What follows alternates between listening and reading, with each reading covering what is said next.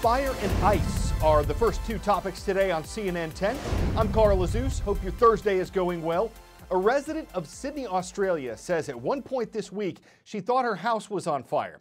It wasn't, but as the smoke blew into Sydney from the bushfires burning nearby, air quality dropped to hazardous levels. Some Australians started complaining of burning eyes and the symptoms of asthma, and a haze settled over Australia's largest city. The state it's in, New South Wales, is home to almost 8 million people. It's been dealing with bushfires for much of this month. They've destroyed hundreds of homes and killed 4 people, and more than 1,300 firefighters are still fighting the blazes in New South Wales and in the state that forms its northern border, Queensland. Meantime, one state west in South Australia, more than 100 schools have closed because of incredibly dangerous conditions. The South Australian Bureau of Meteorology says any fires that start will be extremely hard to control. A total ban on starting new fires is in place. And like the ongoing power shutoffs we've told you about in California, electricity's been switched off to more than 10,000 people in South Australia. Officials don't want equipment starting any new bushfires. About 2.5 million acres of land have burned so far.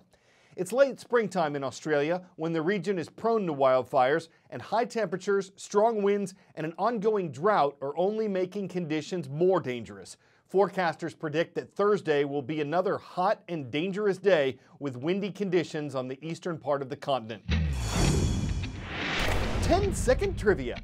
Where would you find 3/4 of Earth's fresh water? Great Lakes, glacier ice, global rivers, or groundwater? Glacier ice is the world's second largest water reservoir and its biggest freshwater reservoir.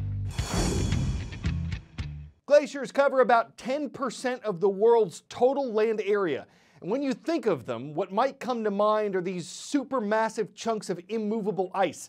But some of them are anything but. Gem Glacier, the smallest one in Montana's Glacier National Park, covers only about 5 acres, which is like 5 football fields. And the Alaska Almanac states that the state of Alaska alone is home to 100,000 glaciers. Also, they move, maybe not so fast that you can watch them drift like a boat over water, but whether glaciers are crunching downward through valleys or spreading away from a central point, these ice masses slip, slide, creep, and crawl across the surface. Scientists say most of the world's glaciers are shrinking, though some are getting larger, and investigations are taking place worldwide. CNN's Holly Furfer recently took a tour of one that's said to be the largest U.S. glacier that's accessible by a car.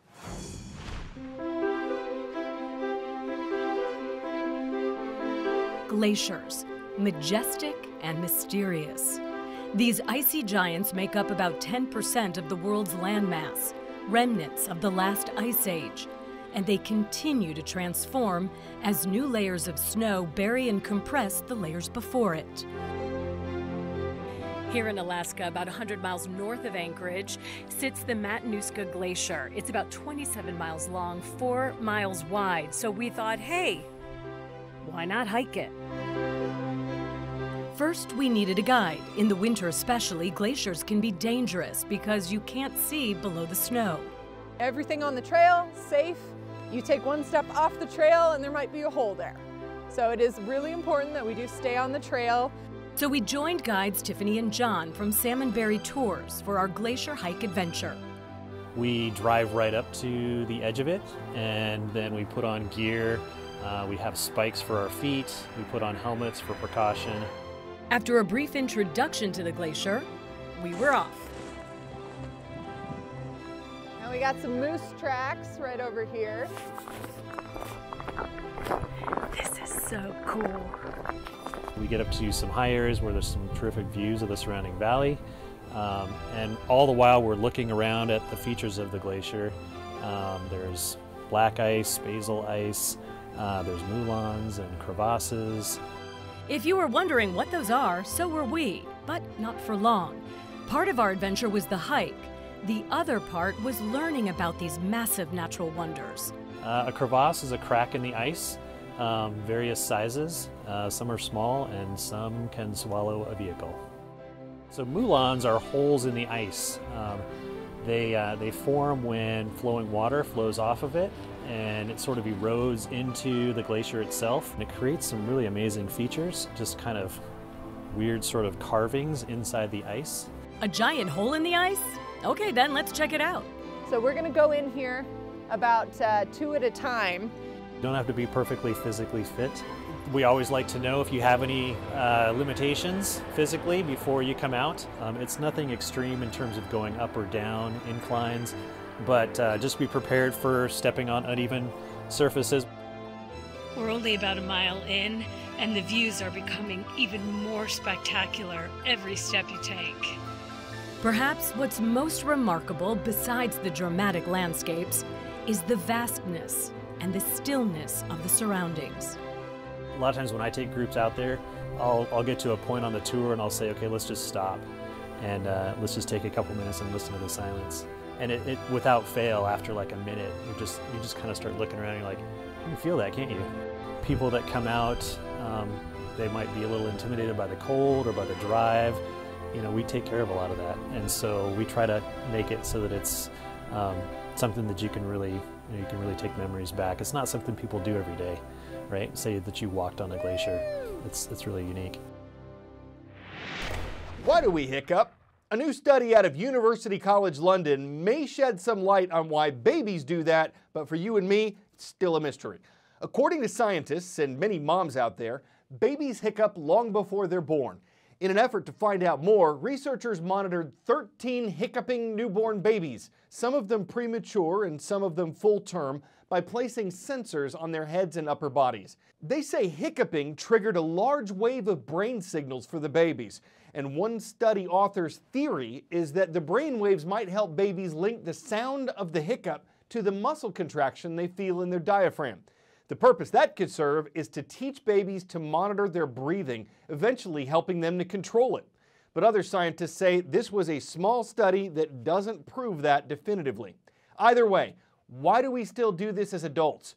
Researchers don't know. They say there's no known advantage as to why people continue to hiccup throughout the rest of their lives. The same scientists who conducted this study have also examined babies' kicks in the womb, and they theorized that those could help a child create a sort of mental map of his or her own body. From baby to bebe. That's the name of a giant panda who's been at the National Zoo since he was born there 4 years ago. At that time, he was about the size of a stick of butter. Now he's 240 pounds of pure pandemonium, and he just arrived at his new home in China. This is part of an agreement between the National Zoo and the Chinese government. Bebe will now be cared for at a conservation and research center in China until he's old enough to go into its breeding program. Though the giant panda is no longer an endangered species, it is still vulnerable, as conservationists believe there are less than 2,000 giant pandas in the wild. It's hoped that Bebe will help increase their numbers, at least in captivity. He was FedExed to China, literally, in a direct flight on his own 777 private plane. And I'm not making this up. They called it the Panda Express.